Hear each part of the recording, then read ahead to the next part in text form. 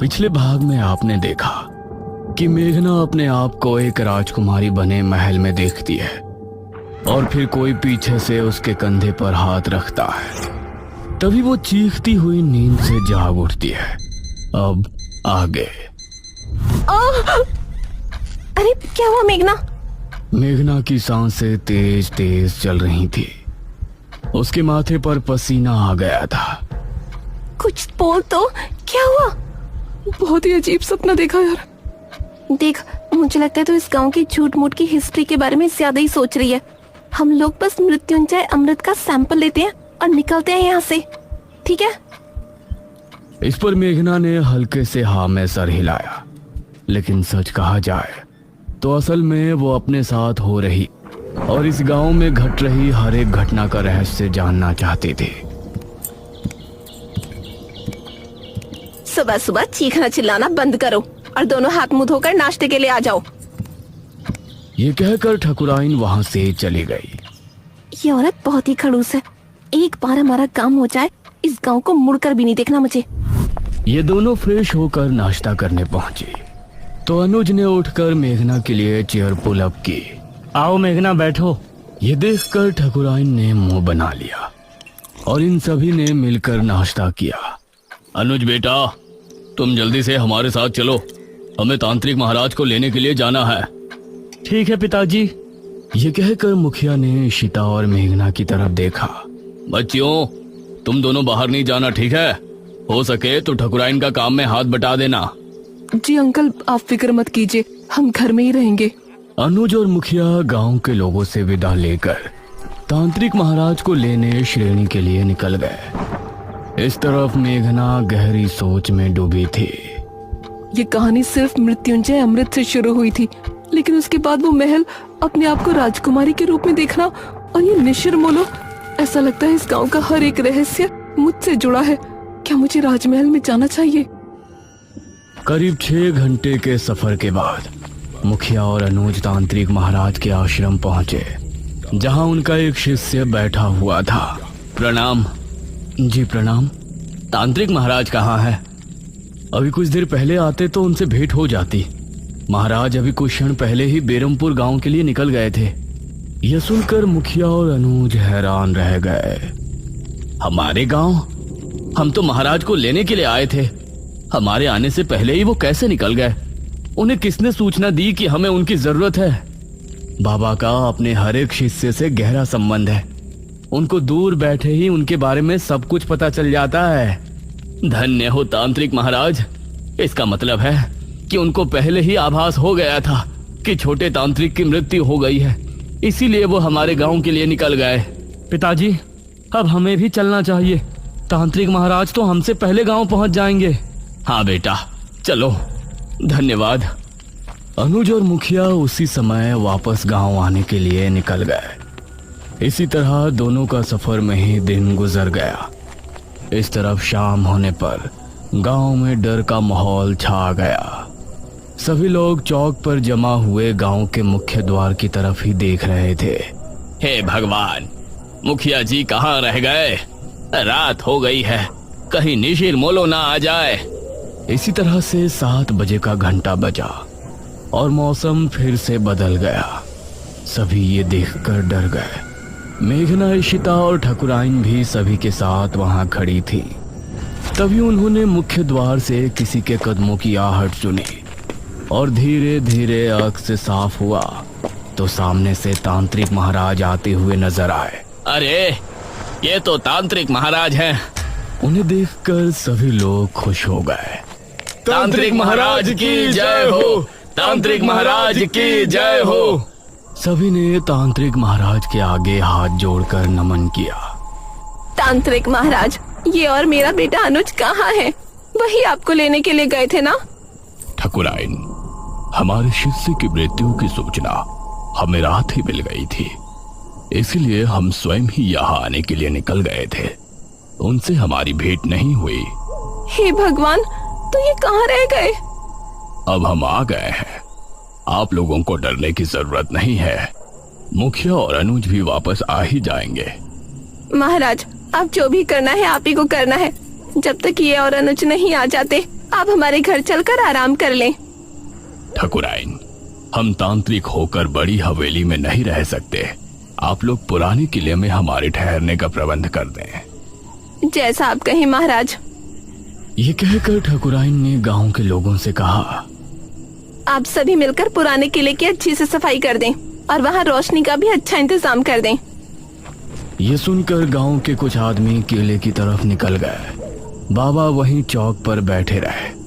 उन्होंने आंखें बंद की और ध्यान मग्न हो गए। शायद वो सोच रहे थे कि आखिर कैसे निशिरमोलो से निपटा जाए, और मेघना के दिल में भी कई सवाल उठ रहे थे।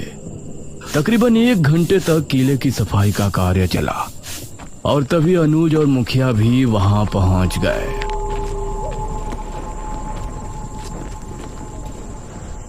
शुक्र है आप आ गए जी। प्रणाम तांत्रिक महाराज। मुखिया की आवाज सुनकर तांत्रिक महाराज ने आंखें खोली। तभी गांव के आदमी भी वहां पहुंच गए। किले की सफाई हो चुकी है ठकुराइन, अब तांत्रिक महाराज वहां ठहर सकते हैं। आप सभी हमारे साथ किले में चलिए। निशिरमोलो इतने सालों बाद कैसे वापस जाग उठे, ये जानने से पहले हम सभी को निशिरमोलो की पूर्ण कहानी को दोहराने की जरूरत पड़ेगी। अब सभी लोग मिलकर किले में पहुंचे। तांत्रिक महाराज एक ऊंचे टीले पर बैठे थे। किले में हर तरफ कहीं दीपक और दीवारों पर मशालें लगी थी जो वहां रोशनी उत्पन्न कर रही थी। मेघना अब तांत्रिक महाराज को बड़े गौर से देख रही थी, क्योंकि निशिरमोलो के बारे में जानने की उसकी उत्सुकता भी बढ़ रही थी। ये बात सन 1626 की है। उस समय हमारे नगर में महाराज विश्वजीत का शासन था। विश्वजीत की रानी का देहांत हो गया था और उनकी एक राजकुमारी थी, राजकुमारी मेघालय। महाराज, नगर में फैली महामारी अब और बढ़ चुकी है। अब इससे नहीं निपटा गया तो राज्य पूरी तरह से बर्बाद हो जाएगा। इस महामारी से निपटने का बंदोबस्त हम अवश्य करेंगे मंत्री जी। उसी समय एक आदमी वहां पहुंचा। महाराज की जय हो। जी, कौन है आप? महाराज, हम आपके पड़ोसी राज्य बल्लभगढ़ के राजा इंद्रसेन के दूत हैं। उन्होंने आपको शीघ्र ही मिलने बुलाया है। उनका कहना है कि आपके राज्य पर जो संकट आया है उससे निपटने में वो आपकी सहायता करना चाहते हैं। पिताश्री, हमें नहीं लगता कि वो हमारी इस महामारी से निपटने में कोई सहायता कर सकते हैं। हमें स्वयं ही कुछ करना पड़ेगा। समस्या गंभीर है राजकुमारी, हमें एक बार अवश्य ही उनसे मिलना चाहिए। हम आज रात ही उनके राज्य के लिए निकलते हैं। ठीक है पिताश्री, इस महामारी का जो भी हल निकले आप शीघ्र ही वापस आने की कोशिश करें, क्योंकि अगर आप इस बीमारी का इलाज नहीं ढूंढ पाए तो हमें ही कुछ करना होगा। अवश्य राजकुमारी। महाराज अपनी रथ में बैठ बल्लभगढ़ के लिए निकल गए। रथ में उनके साथ सेनापति थे और 2 घोड़सवार सिपाही पीछे आ रहे थे। उनका रथ इस समय जंगल के रास्ते से गुजर रही थी। तभी अरे, ये क्या हुआ? रथ अचानक से रुककर टेढ़ा हो गया था। सेनापति जी, बाहर निकलिए। महाराज और सेनापति बाहर निकले तो देखा रथ का पहिया गड्ढे में फंसा है और चटक भी गया है। अरे, ये क्या हुआ? अब जंगल में इस रथ का पहिया कौन ठीक करने आएगा? क्षमा करें महाराज, हम अभी इसे ठीक कर देंगे। आपको थोड़ी प्रतीक्षा करनी पड़ेगी। तभी इन लोगों को पानी की आवाज सुनाई दी। ये कैसी आवाज है? ऐसा लगता है जैसे कोई कुएं से पानी खींच रहा हो और यह आवाज कुएं के ऊपर लगी चरखी से आ रही हो। आइए देखते हैं। राजा और सेनापति उस दिशा में गए तो वहां उनको कुएं पर एक औरत पानी भरती नजर आई। उसके बाल बहुत लंबे थे, वो दिखने में बहुत ही खूबसूरत थी और वेशभूषा से आदिवासी लग रही थी। उसने जैसे ही महाराज और सेनापति से नजरें मिलाई तो उसका सौंदर्य देखकर ये दोनों ही सन्न रह गए।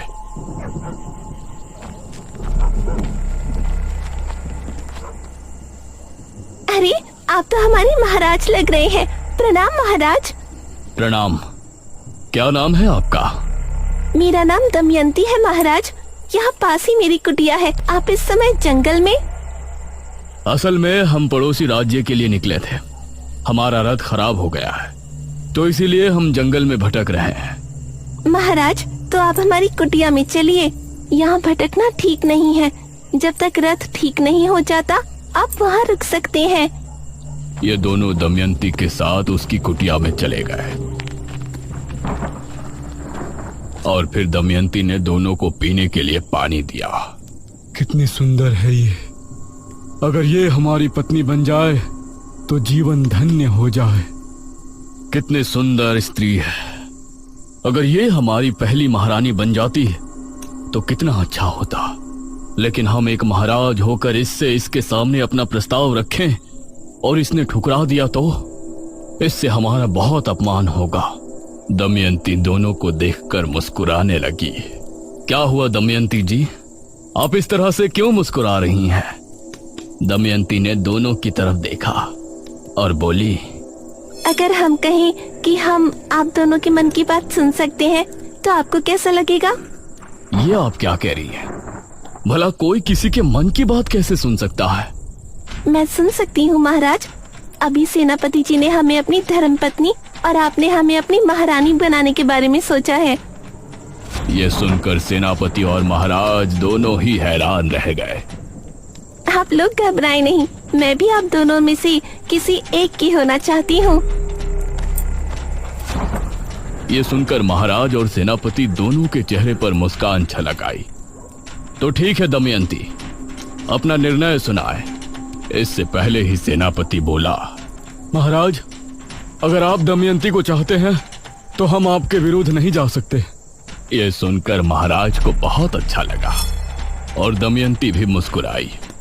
किंतु हम एक महारानी का जीवन नहीं जीना चाहते। हम आपकी धर्मपत्नी बनकर सिर्फ अपना पत्नी धर्म निभाना चाहते हैं। अगर आपको हमारा प्रस्ताव स्वीकार है तो आपको अभी इसी क्षण हमसे विवाह करना होगा। महाराज ने उसी समय अग्नि के साथ फेरे लेकर दमयंती से विवाह कर लिया। सुबह होने तक रथ भी ठीक हो गया था। महाराज ने दमयंती को भी अपने साथ लिया और फिर उस राज्य पहुंचे। राजा इंद्रसेन को हमारा नमन है। आइए महाराज, बैठिए। महाराज और इंद्रसेन में बातें हो रही थी, लेकिन इंद्रसेन भी दमयंती पर मोहित हो गया था। आज रात इस विश्वजीत को रास्ते से हटाकर हम दमयंती को अपना लेंगे और फिर कल ही इसके राज्य पर हमला बोलकर उसे भी अपने अधीन कर लेंगे। दमयंती उसको बड़ी गौर से देख रही थी और उसके चेहरे पर गुस्सा दिखने लगा था। क्या हुआ दमयंती? महाराज, राजा इंद्रसेन आपकी कोई मदद नहीं करना चाहते। रात होने पर आपको रास्ते से हटाने की योजना बना रहे हैं और हमें हमेशा के लिए अपना बना लेंगे और आपके राज्य को भी हड़प लेंगे। यह सुनकर इंद्रसेन भी हैरान रह गया। महाराज को बहुत गुस्सा आया। उन्होंने उसी समय अपनी तलवार निकाली। इंद्रसेन को परास्त करने के बाद महाराज तुरंत अपने राज्य की ओर लौट गए।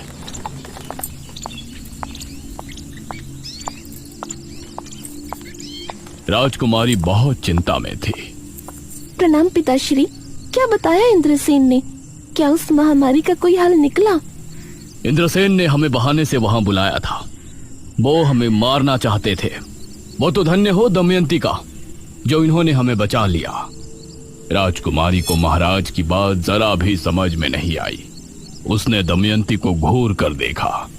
पिताश्री, अब हम ही इस महामारी का कोई इलाज ढूंढने जाते हैं। आप राज्य कार्य संभालें।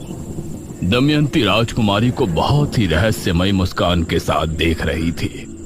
राजकुमारी महल से निकली और इस तरह राजा दमयंती के साथ महल में समय बिताने लगे और धीरे धीरे राज्य के कामों से दूर होते गए। करीब 1 वर्ष और माह के बाद राजकुमारी वापस लौटी। पिताश्री, हमने उस बीमारी से लड़ने का इलाज ढूंढ निकाला है। बहुत अच्छे राजकुमारी, बताइए ये कैसे संभव है? पिताश्री, हमने एक महासिद्धि करके ये बीज हासिल किया है। इसी के जरिए हमें उस महामारी के साथ हर बीमारी से छुटकारा मिल जाएगा। क्या इस बीज के जरिए? जी पिताश्री, वो कैसे होगा ये आपको अगले 7 दिनों के भीतर पता चल जाएगा। राजकुमारी ने उस बीज को अपने हाथों से जंगल में जाकर बो दिया और रोजाना अपने हाथों से उसे पानी देने जाती। महाराज को राज्य की कोई चिंता नहीं थी। वो हर समय बस दमयंती के पास ही बैठे रहते थे।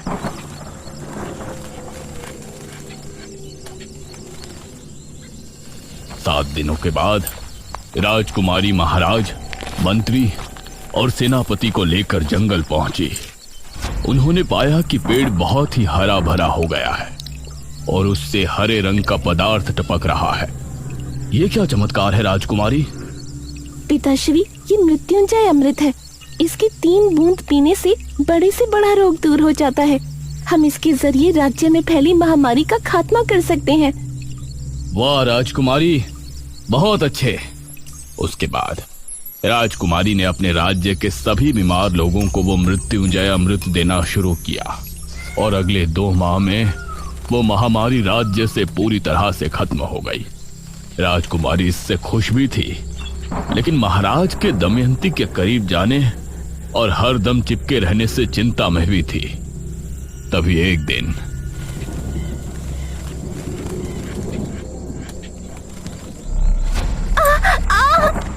महाराज!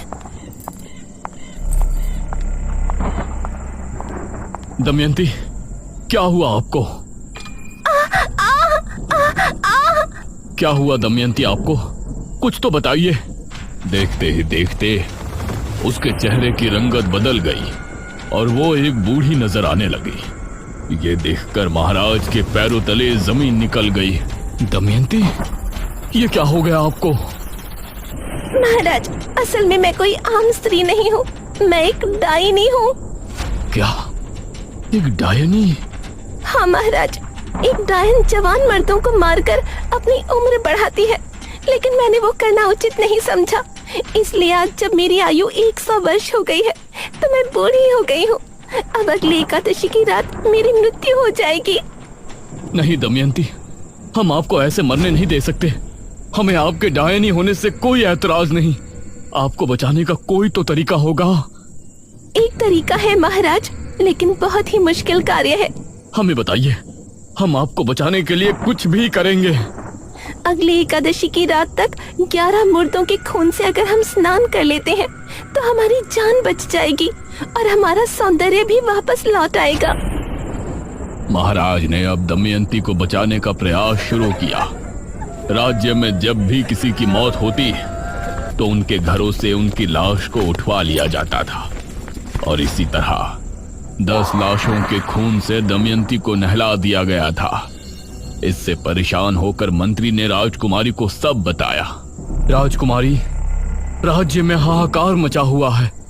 महाराज दमयंती को जवान बनाने के लिए मृत लोगों के शव का अंतिम संस्कार नहीं होने दे रहे हैं। उनके शव को बुरी तरह से काटा जाता है और उनके खून से दमयंती स्नान करती है। इससे प्रजा बहुत क्रोध में है। क्रोध की बात तो है ही मंत्री जी। मृत्यु के बाद जल्द ही अंतिम संस्कार न किया जाए तो ये मृतक और उसके परिजनों के साथ नाइंसाफी होती है। वो कभी भी मोक्ष के द्वार से होकर नहीं गुजर सकते। हम पिताश्री से इस विषय में बात करेंगे।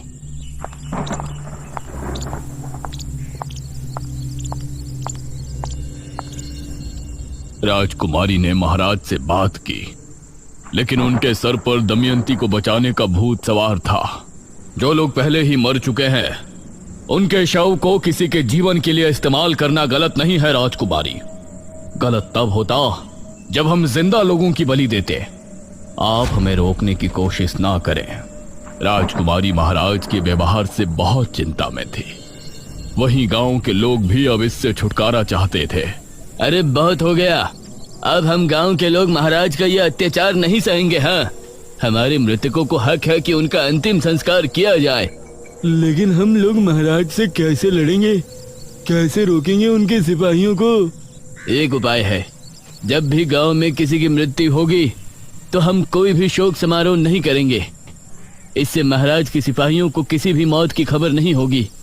आधी रात के समय हम में से 4 लोग उस शव को ले जाकर चुपचाप शमशान में उनका अंतिम संस्कार कर दिया करेंगे। सिर्फ 4 लोग, बाकी सभी अपने अपने घरों में शांतिपूर्ण होंगे। गांव के लोगों को यह सुझाव अच्छा लगा। उन्होंने गांव के 4 आदमियों को नियुक्त किया। उस समय अर्थी को कंधा देने वाले लोगों को मोला कहा जाता था।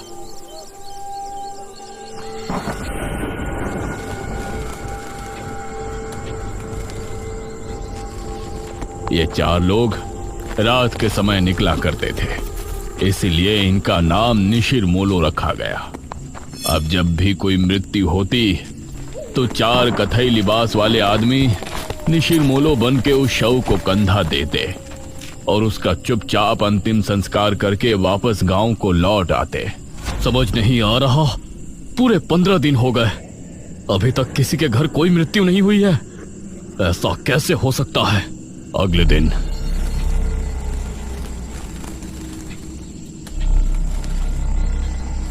महाराज के गुप्तचरों के द्वारा महाराज को यह बात आखिर पता चल ही गई और उनका क्रोध 7वें आसमान पर आ गया। वो जो भी 4 लोग हैं, हम उनको मार कर ही दम लेंगे।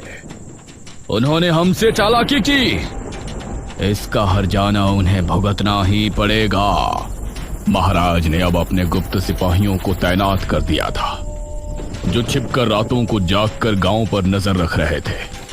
एक रात निशिर मोलो एक अर्थी लेकर निकले। यह शनिवार की रात थी, तो उन गुप्त सिपाहियों ने निशिर मोलो को रोक लिया। अब तुम लोगों को कोई नहीं बचा सकता, कोई नहीं। बहुत दे दिया हमारे महाराज को धोखा। उन सिपाहियों ने इन 4 आदमियों को मार गिराया और फिर शव लेकर महाराज के पास पहुंचे। उस शव को दमयंती के कक्ष में पहुंचा दिया गया और सुबह होने पर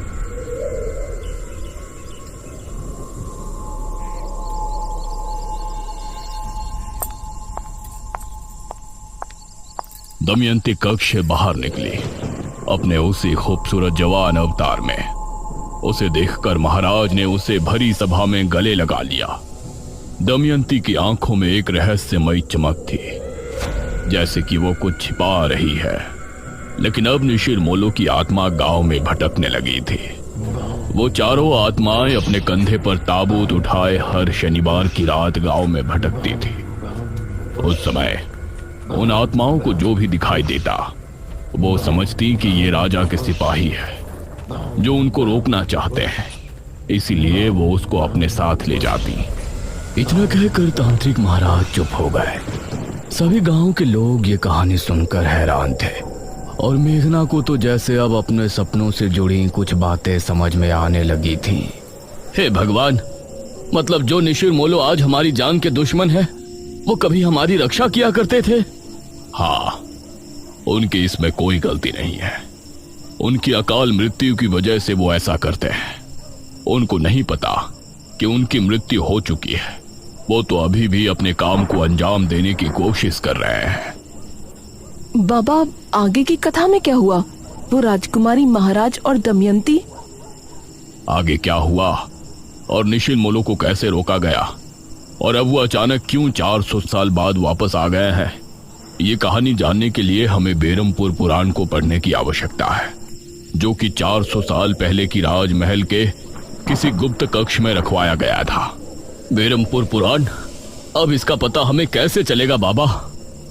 वो बेरमपुर पुराण राजमहल में कहाँ है, ये जानने के लिए मुझे एक अनुष्ठान करना पड़ेगा, जो कि मैं इसी किले में बैठकर करूंगा। ध्यान रहे, उस समय सभी अपने अपने घरों में होंगे। कहीं ऐसा ना हो कि इस बार भी निशिर मोलो ये अनुष्ठान रोकने के इरादे से गांव में आए। निशिर मोलो कौन है ये तो हमने जान लिया है, लेकिन इन सब का मेघना से क्या संबंध है? निशिर मोलो उसके आने से कैसे जाग उठे, राजा के साथ क्या हुआ और दमयंती असल में क्या है? इन सभी सवालों के जवाब जानने के लिए हमारे साथ बने रहिए निशिर मोलो के अगले पार्ट में।